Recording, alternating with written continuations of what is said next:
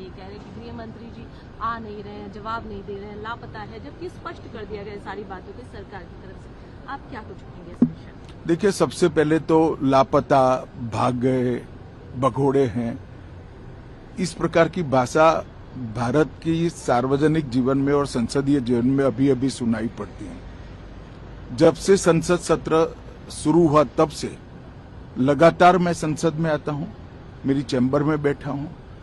चूंकि संसद भवन के अंदर विपक्ष संसद को चलने ही नहीं दे रहा है, दोनों गृहों में, तो कोई जाकर क्या करेगा।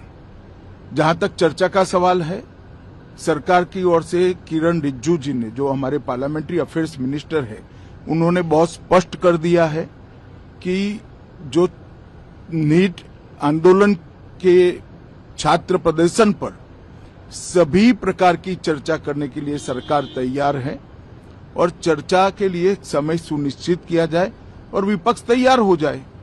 पहले तो ये यही मांग कर रहे थे, हमने हाँ बोल दिया। मेरी ओर से भी मैंने कह दिया है कि मैं किसी भी सवाल का जवाब देने के लिए संसद में तैयार हूं, मगर वो चर्चा ही नहीं होने देना चाहते। अब जनता तय करे कौन भाग रहा है।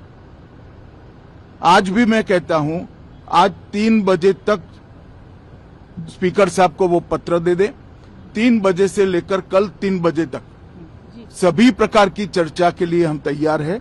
मैं सदन में ही बैठूंगा, सबको सुनूंगा और सब चीजों का जवाब दूंगा। सरकार के पास छुपाने के लिए कुछ नहीं है।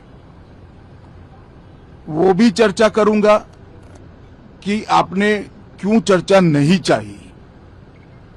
भारतीय जनता पार्टी की मोदी जी के नेतृत्व में सरकार, एनडीए की मोदी जी के नेतृत्व में सरकार हर चीज पर चर्चा के लिए तैयार है। संसद वो चलने दे बस।